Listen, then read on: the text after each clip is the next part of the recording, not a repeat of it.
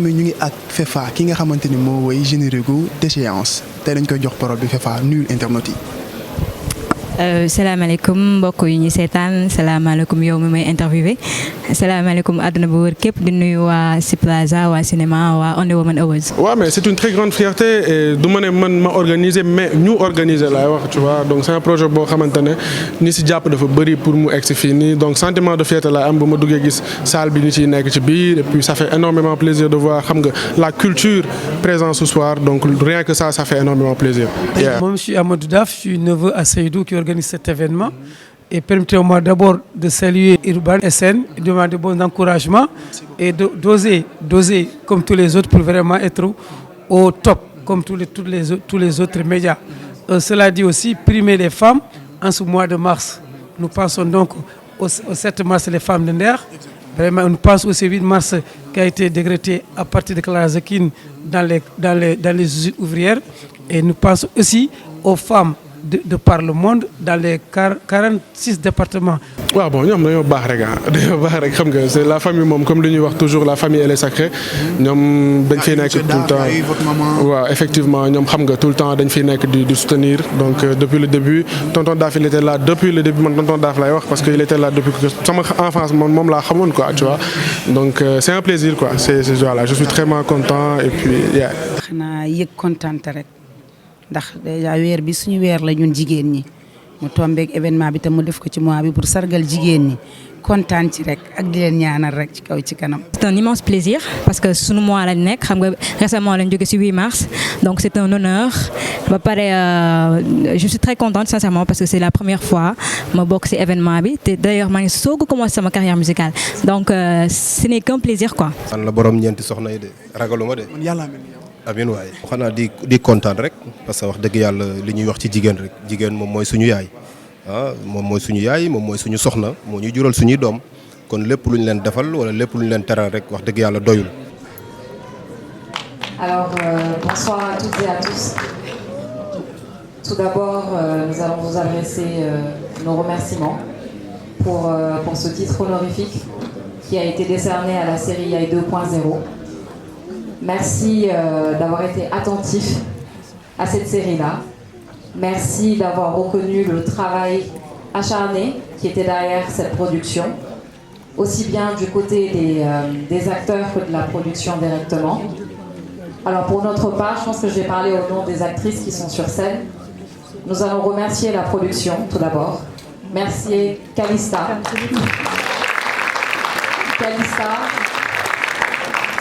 Qui a écrit ce beau projet et qui a su nous reconnaître des talents en nous.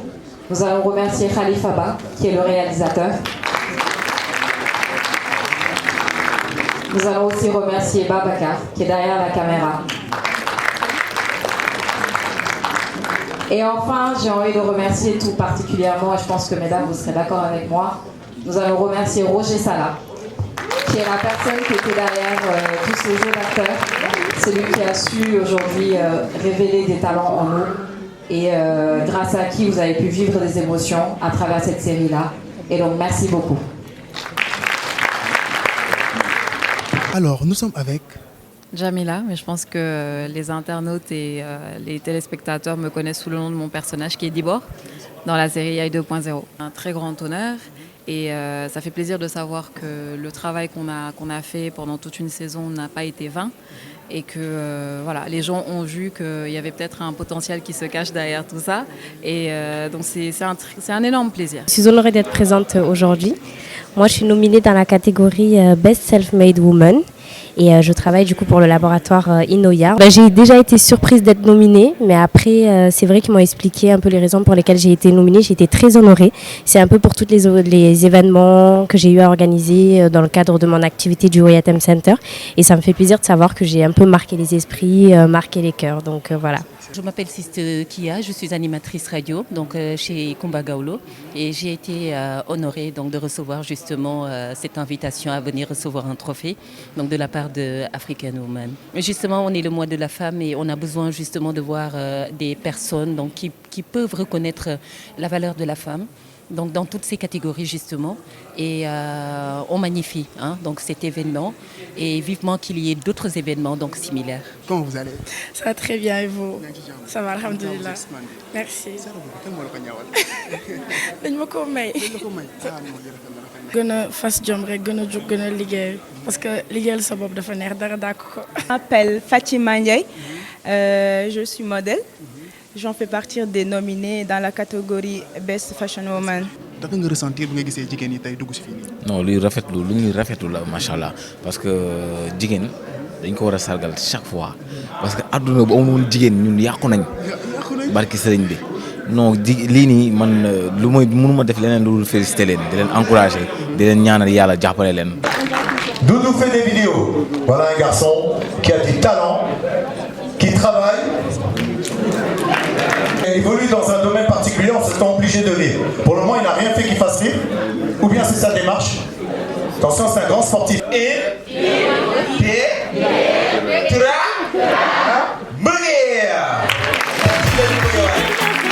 est de ma génération, c'est une battante, elle fait quelque chose d'exceptionnel en chantant, sa voix elle est incroyable.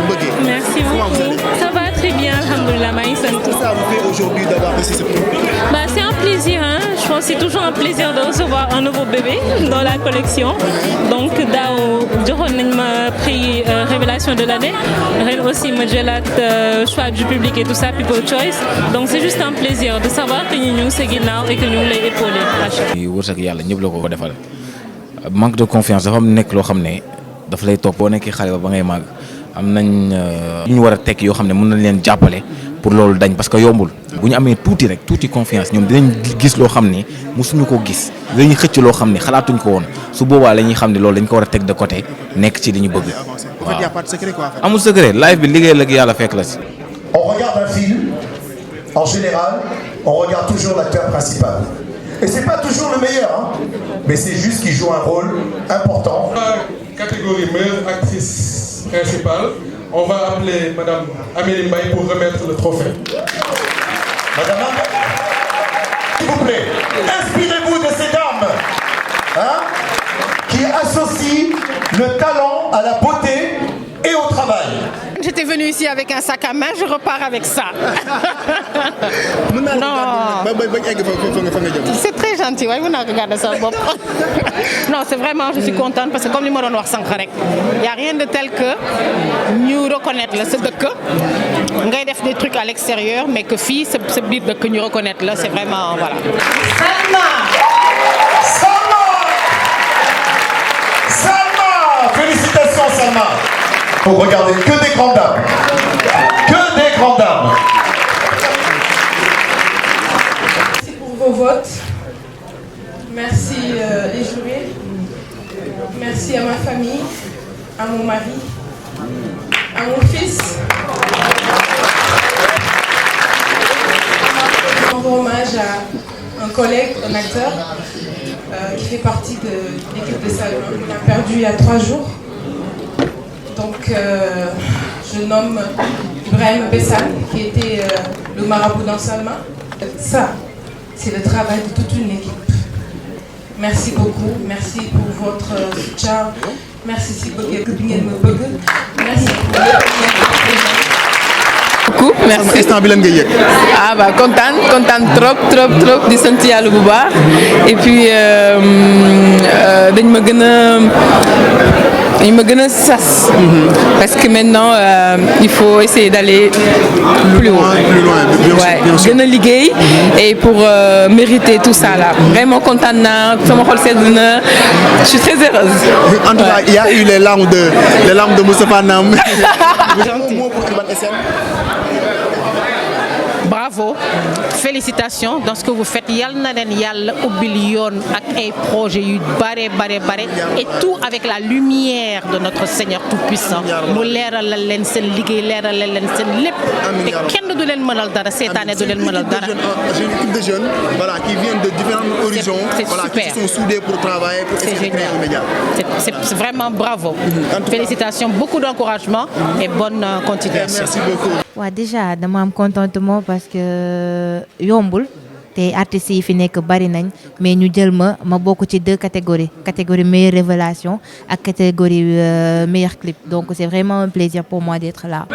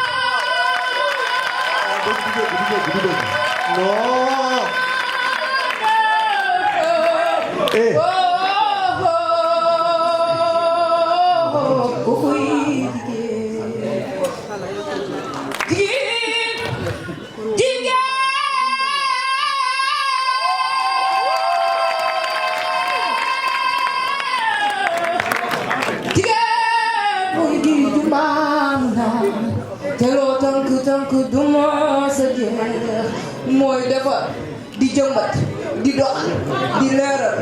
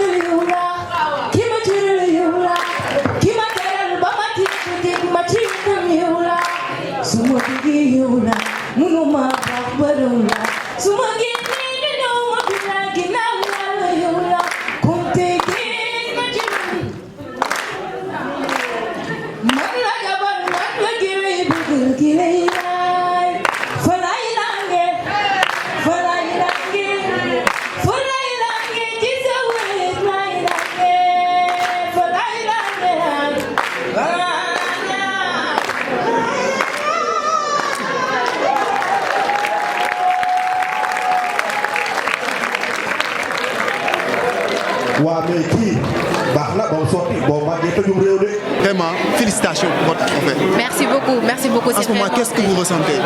Contentement rek xam nga c'est pas donné à tout le monde de recevoir le trophée de meilleure révélation. Révélation yi bari na ñu jël distinction boobu jox ma ko. C'est vraiment un plaisir, alhamdoulillah. Di remercier Sénégalais parce que lépp ñoom la ñoom ñoo voté ñoom ñoo ma accompagné ba fii nii jaaraama Sénégalais. Waaw déjà mën naa ne j'ai commencé ma carrière en 2018 mais en 2020 laa décidé carrément nekk ci musique bi parce que mis à part la musique je suis une formation en génie civil. Je fais mon ingénierat en génie civil. Donc c'est pas yombul parce que ñu bari parfois dañ ma naan comment tu peux allier études ak musique. Ma ne leen yombul. Il suffit juste de se tracer un tableau de priorisation, reconnaître ses priorités et ses nécessités. Mais ma am aussi sama jàppale famille ñu may jàppale pour ci musique bi que ça soit ci musique bi comme ci études yi donc alhamdoulillah quoi. En tout cas, bonne continuation. Merci beaucoup. Amiin. Merci beaucoup. waaw fierté la vraiment woon na ne sénégalais yaa ngi koy bàyyi xel ñu ngi koy seetaan ñu ngi koy bàyyi xel te vraiment mooy li ñuy wax rek c'est le travail paye. Tout d'abord damay remercier Bamba Rassoul ci initiative bi parce que jigéen mooy lu nga xamante ni di leen sargal du mës a doy ndax jigéen ñoo ñu def ñun ñii ñu doon personnellement xam naa ci li may wax ndax jigéen dafa def ci man lu bari. nekk nañ ñoo xamante ni bëri nañ yërmande du amul àpp seen yërmande donc bis bu ñu leen defalee lii pour man c'est un début lii day continuer incha allah dinañ continuer di sargal jigéen ndax mérité nañ ko waaw. For me, all your posts gonna be morning. Y'all need forever, kiss things like it's boring. Breaking the rules, making the news. That's my ancestors that gave me the juice. Chances and checkers, I don't know the truth. If you are against me, be ready to lose. Queen of the past and the present. Only gonna get cut on my descendant. The biggest investment, investing in nigga, I'm bigger than business. My love kings is bigger than everything. C'est la tenue que vous aviez dans le clip parce que vous êtes ravissante. C'est votre tenue, en tout cas vous êtes toute jolie et en plus vous gagnez dans la catégorie meilleur clip rap féminin. Bravo et félicitations. C'est dire si le rap qui à l'époque le concernait, enfin on pensait que ça ne concernait que les hommes à notre niveau ici, en tout cas en Afrique, eh bien sachez que le rap concerne tout autant des dames. On a eu des exemples dans les autres continents, mais ici, au Sénégal, c'est assez rare et ça mérite d'être relaté, signifié. Bravo en tout cas de dignement représenter votre art à vous, qui est le rap au féminin. rien. Vous êtes récompensés par une toute aussi belle dame. À vous deux, on dit félicitations.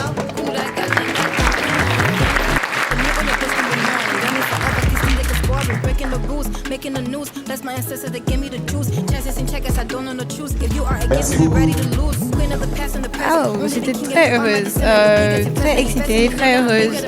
Juste le fait d'être nominée, pour moi, c'est déjà beaucoup. Whoever wins, I'm happy for them, and that's what's up. Malika, comment tu vas? Oui, je vais très très bien, alhamdoulilah.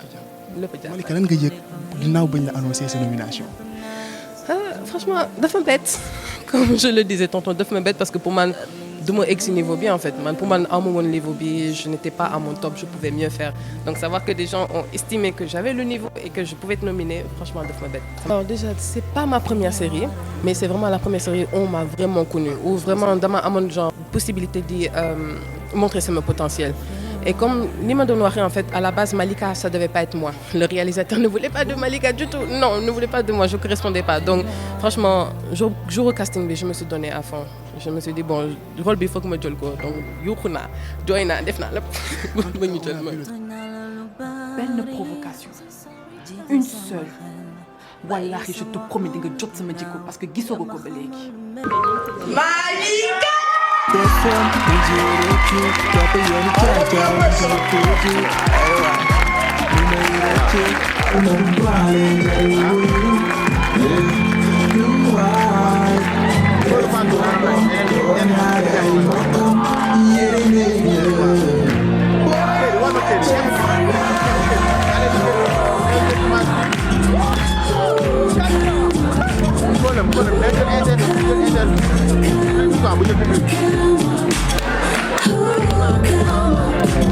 Tout d'abord à vous remercier.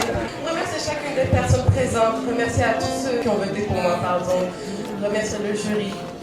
Et surtout remercier ma famille. Dont mon frère qui a toujours été là pour moi. Ils m'ont toujours soutenu. Mes amis qui font également partie de ma famille. Mais je voulais faire ce soir une mention spéciale au réalisateur Ella Chisoko. À quelqu'un qui aujourd'hui est devenu comme un frère pour moi, Arfan Sané, alias Abdoulmajid Kébou. Si j'en suis là aujourd'hui, c'est vraiment grâce à eux, c'est grâce à toutes ces personnes que j'ai citées aujourd'hui. Elles ont su motiver, elles ont su me soutenir, elles ont su vraiment m'aider à donner le meilleur de moi-même en fait. Et aussi les gens, que ce soit les téléspectateurs, les internautes, vous me donnez vraiment de la force.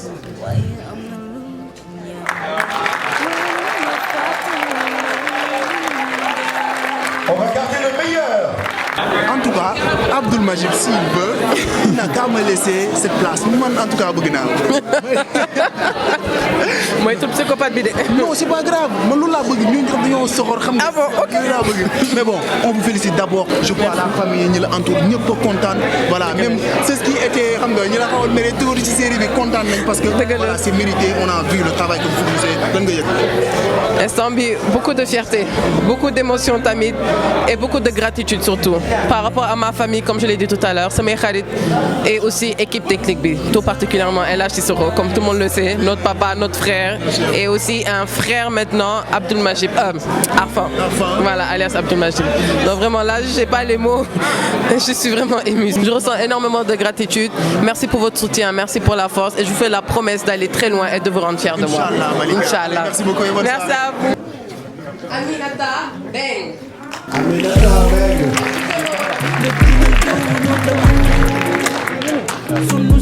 Ce soir, devant toutes ces merveilleuses femmes impactantes et très inspirantes, recevoir ce prix de Self-Made Woman m'encourage encore à mon activité. Peut-être pour ceux qui ne connaissent pas. Alors ce n'est pas du tout facile. J'avoue que j'ai deux passions, il s'agit de l'agriculture et du cinéma, que j'ai commencé presque en même temps. J'ai commencé le cinéma depuis 2017, si je me souviens bien.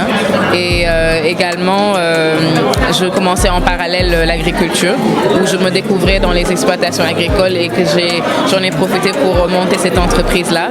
Ce n'est pas facile de faire les deux. Souvent, il y a les activités qui se chevauchent, mais avec beaucoup d'organisation et de sacrifices, on y y arrive.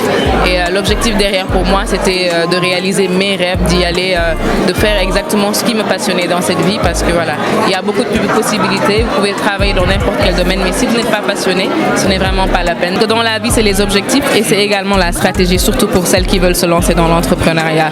Donc aujourd'hui, qu'est-ce que je veux faire de ma vie? Il faut faire un bilan en fait, s'asseoir et dire dans 5 ans, je veux arriver à ce stade, à ce niveau-là, et également se donner les moyens pour y arriver. Qui c'est mon mentor la Urban SN moom dama koy bàyyi mu présenter boppam du ma ko wax présente-toi.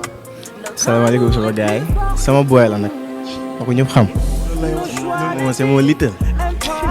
Bon, moi c'est Fatima Love et je suis chargée communication à l'Urban SN et là je suis accompagnée de l'éternel Toulouse nit moom liggéey rek la am tey boo prouver sa liggéey wan nit ñi que li ngay def mën nga ko macha allah et que voilà mu def ampleur ñëpp bëgg ko ñëpp di ko suivre loolu mënoo def lu dul kontaan fier ci sa bopp parce que mën naa ne benn liggéey laa yoroon muy danse tey ma dem ba dugg ci lii yàlla dimbali ma ci suturaal ma si nit ñi tam bëgg ma ci ma leen koy santé di leen ko gërëmee parce que amoo lu dul ñi la bëgg donc voilà kontaan naa trop.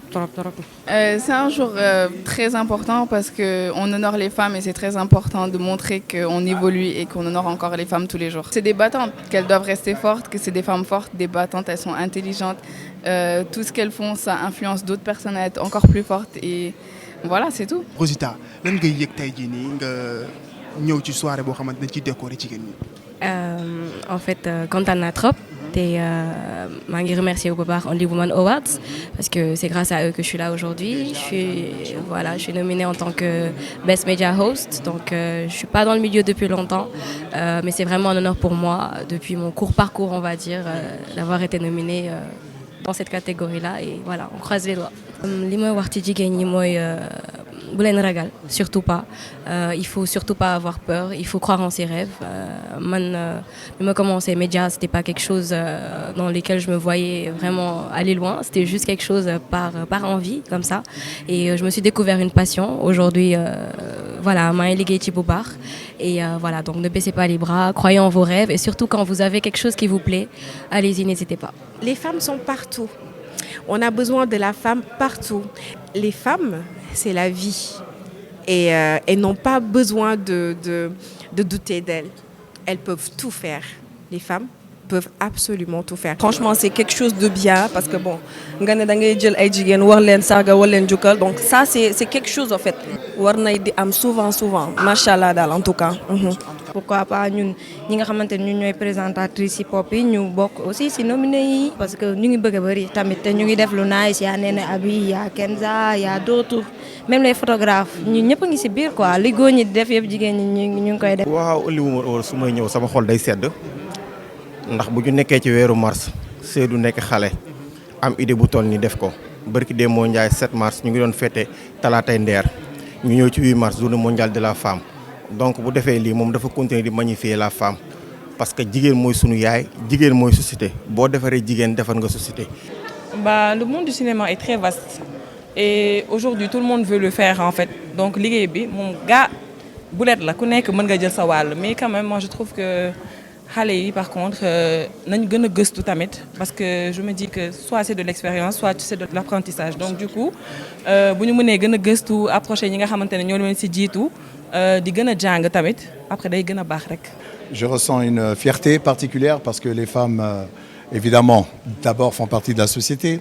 Ce sont elles qui dirigent quelque part la société parce que ce sont elles qui élèvent nos enfants, ce sont elles qui préparent l'avenir de notre société et ce sont surtout elles qui font l'équilibre d'une société à travers toutes leurs œuvres, à travers tout ce qu'elles font, à travers leur rôle. La femme est l'élément le plus important. Et ce soir, il est tout à fait juste que nous pensions un petit peu à elle parce que tous les jours, elles travaillent, tous les jours, elles œuvrent, tous les jours, elles réalisent des choses. Et pourtant, dans nos sociétés, c'est un peu plus difficile pour elles. waaw am mbégte ak kontaante bu rëy parce que di sëy déjà sama frère la donc gis ko mu yegg si fii loolu rek daf may defal mbégte bu rëy en plus aussi gis ne ñi ngi bàyyi xel sama liggéey ba nominé ma donc contentement bu bag laa ci am. xanaa kontaan toog rek aussi di kontaan ci Saïd bu baax a baax et je suis vraiment contente de faire partie des nominés. qu'elles croient en soi gëm seen bopp nangoo liggéey te bu ñu nangu dara lu leen ko yaakaar ndaxte jigéen amul lu dul boppam jigéen amul lu dul sagal sa bopp jàppale sa bopp balaa kenn lay jàppale yaa war a njëkk jàppale sa bopp.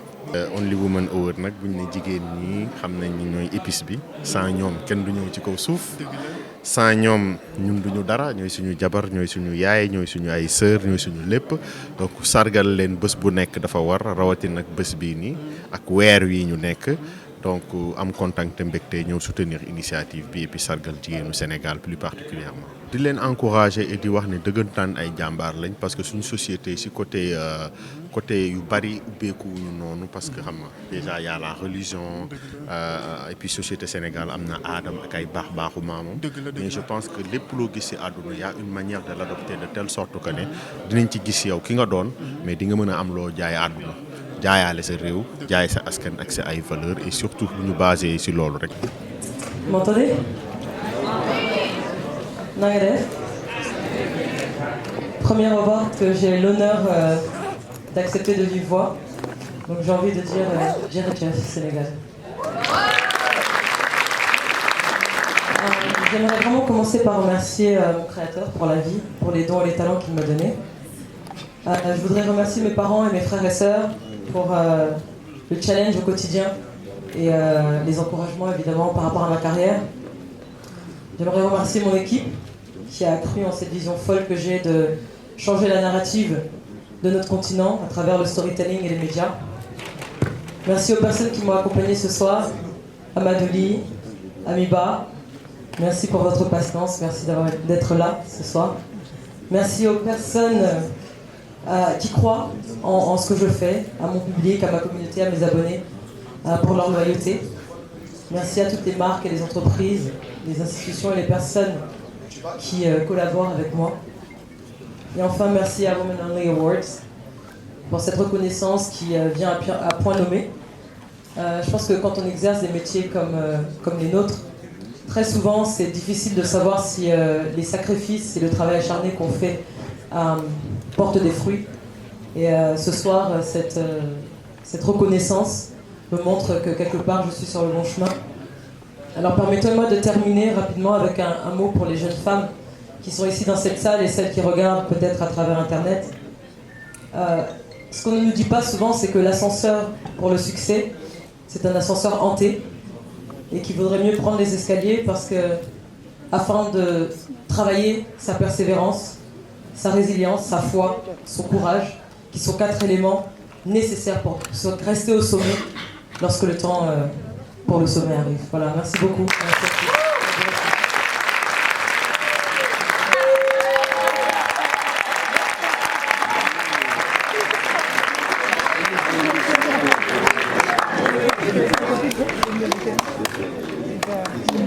C'est vous, Khadija Asma.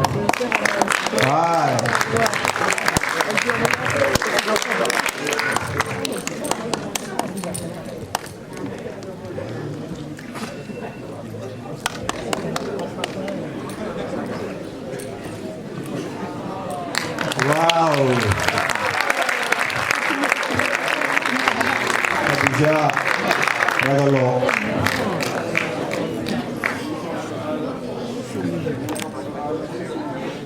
Bonsoir tout le monde.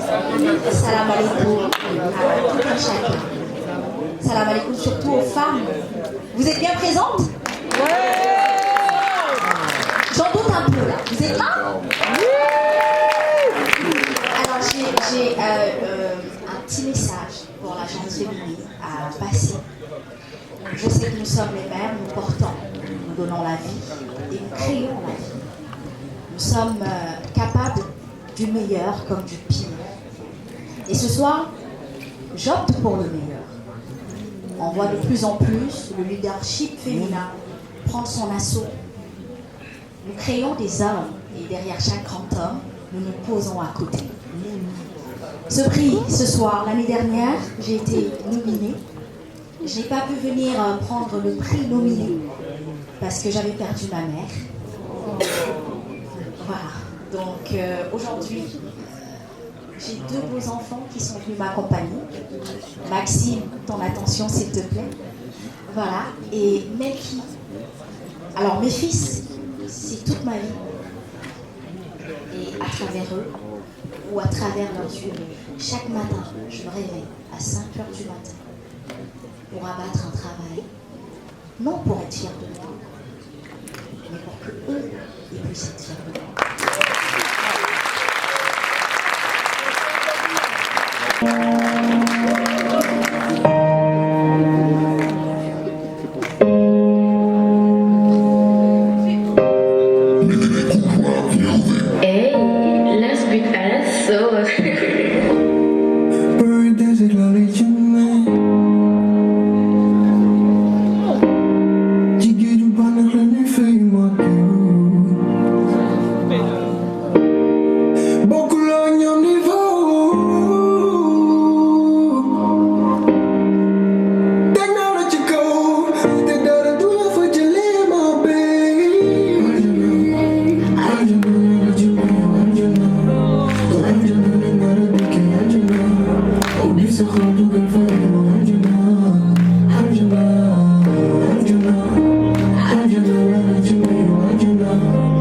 Prestation ci biir tey lan nga yëg ba nga ñëwee ci événement Only Woman Awards. bon kontaan rek parce que bés bu ñuy sargal jigéen ñi moom waaw pour man ñun tamit góor yàlla yi mbégte rek lañ ciy am quoi parce que jigéen ñi ñooy suñu yaay voilà ñooñu ëmb xam nga juróom-ñeenti weer ñooñu jur ñooñu tete ba ñu màgg kon tey ñun tamit dañ leen di jox cër ba pare di kontaan ci ñoom quoi. d'abord maa ngi leen di remercier di la remercier ci kàddu yu rafet yi ndax jigéen moom boo nekkee ci réew ni nekk ci sa réew di la sargal di magnifier sa liggéey da nga war a sant yàlla. D'abord je lance un message à toutes les femmes je dis que nous portons le monde ci suñu biir d'abord ndax jigéen mooy jur et nous portons le monde sur nos épaules jigéen mooy defar àdduna mais jigéen tamit mën na yàq àdduna donc à toutes les femmes sénégalaises qui brillent dama leen di wax continuer de briller ñi nga xamante ni tamit ñi ngi ñuy gis ñi mën a inspirer si ñun nañ ko def aujourd'hui je suis là particulièrement parce que dafa am prix boo xam ne Sophie Gueye lañ ko tuddee ñu nan ko di jox chaque année jigéen bu nekk dans le social donc loolu rek mooy wane ne Sénégal nit yu baax ñoo fi ne ay jigéenu jàmbaar ñoo fi ne mais ay góor tamit yoo xamante ni ñu ngi suñu ginnaaw donc bon courage à toutes les femmes. I'm so excited kontaan naa alhamdulilah damay sant yàlla bu baax a baax sant sama ay waajur ba sant gannaaw a sante Gambie damay sant Sénégal li tax may sant Sénégal mooy dama ñëw Youssou Ndour ak famille Bouba everybody boole ma si kër gi jaarale ko si Alhaji Lamine Manga Sénégal appreciate ma bëgg ma jàppale ma tey soo gisee ma dem bay am lii peut-être sax du sama jàmbaarte kese but opportunité bi nga xamante ne Sénégal defal nañ ma ko en bëgg nañ ma ba ma dem ba créer sama entreprise bopp bu tudd AG Agency ak AG Luxe su côté communication ak marketing ak li nga xamante ne mooy côté beauté di remercier waa Only Woman Award daaw dama nekkoon a nominee tey ñu may sargal so I'm so excited. Jasmine, comment vous allez? Ça va bien et vous? Alhamdulillah, vous êtes très très belle, ravissante. Merci beaucoup. Jasmine, qu'avez-vous ressenti après avoir reçu ce prix? Bon, je m'attendais pas du tout à ça, mais bon, on remercie quand même Only Woman Awards et les gens qui ont voté pour moi. So, merci beaucoup à vous. C'est un immense plaisir de participer à Only Woman Awards pour la 3e édition. Donc je suis très honorée d'avoir ce prix, cette distinction. Kontaan naa bu baax et de remercier tout le personnel de la 2STV, notamment monsieur et madame Ndiaye, à mes collègues, ma famille, mes amis, spécialement à mon très cher et doux mari, monsieur Gueye. Donc kontaan naa bu baax. parce que ku ne xam ne jigéen moom xamewuñ ko ci affaire yu bëri mais suñ demee ba muy dugg ci yenn projet yi ba di ci cartonné ñu koy sargal loolu moom macha allah dañ koy rafetlu bu baax parce que xam nga góor la ñu xamee njàmbaar mais suñ demee bay gis ay jigéen yoo xam dañoo am njàmbaar moom loolu moom macha allah c'est à saluer événement yu mel nii warul nekk benn kese dafa war a nekk yu bëri parce que bëri na ay jigéen yoo xamante ne ay jàmbaar lañ mais tey feeñuñu peut-être ñii ñoo am chance su feeñ loolu moo tax. tey jigéen ñi wane nañ ni ay jigéen yu mun góor lañ pour man quoi parce que ñu ngi ci weer boo xamante ni dañ leen war a sargal mais ñoom itam ñooy bëggal jaam yi quoi léegi képp koo xamante ni yaa ngi ci biti mais boo xoolee ci lii war na la motiver nga war cee mën a ñëw dugg ci ndaxte boo ci duggee tam di nga ci am réussite. Je suis très heureuse de voir ça. Voilà, ça fait plaisir. Parce que li ñuy ñaan, je peux m'exprimer en wolof. Voilà, li ñuy ñaan rek mooy kuy liggéey ku nekk nga am si ndam. Jom, fulla ak fayda. Parce que liggéey bi c'est pas facile pour les femmes. Donc di leen encourager et puis di kontaan ci niñ leen dominer avec les cadeaux et tout. Voilà, on est vraiment contente. Et di wax aussi tout le temps les acteurs bu ñu fàtte def li ma leen di wax acting. C'est pas que da nga bëgg a def cinéma rek nañ la jël nañ ko jàng nañuy jàng. Et puis voilà, le meilleur reste à venir. Comment vous allez? Je vais très bien, alhamdulillah. gis nañ ni say contenu da ngay faral di delloo njukkal jigéen ñi di sargal jigéen ñi di leen yedd aussi di leen jox ay conseils tey boo ñëwee gis journée boo xamante ne dañ ciy sargal ay jigéen yoo xam ne ce sont des battantes dans leur domaine lan ngay yëg. C'est une fierté parce que dafay wone en fait beaucoup de femmes ont maintenant compris les réalités et que ñu ñëpp si lañ bokk góor ak jigéen l'essentiel toujours que ñëpp mën a am seen chance tu vois durant longtemps ça a été les hommes ñu xaw a négliger un petit peu les femmes mais à un certain niveau on a compris que femmes yi dañu participer si vie boobu noonu et aujourd'hui elles peuvent faire des choses extraordinaires et quand je vois vraiment qu'on célèbre ces femmes qu'on leur ñu leen di honorer c'est une grande chose et que ça doit continuer, ça doit persévérer en tout cas. Ouais, très satisfait, même s'il y a des manquements, parce que le temps ne nous l'a pas permis. Voilà, nous avons rendez-vous à la 4e édition. On est satisfait, mais pas à 100%. Il y a des imperfections. Il faut avoir le courage de l'assumer. Mais on est content. Je pense que nominés, ils sont contents. Jordan Nsen a pris. Sargali également. Donc je pense que c'est nécessaire. C'est très bien nga xamante ni ñoom ci seen liggéey dañ koy magnifier dañ koy wane ñu ngi lay ñaanal nga gudd fan xam nga liggéey bi gën a yokku c'est un message boo xam ne ñoom ñoo la ko yóbbante donc on vous félicite et on vous dit bonne continuation pour le reste inchallah. Merci beaucoup kontaan nañ.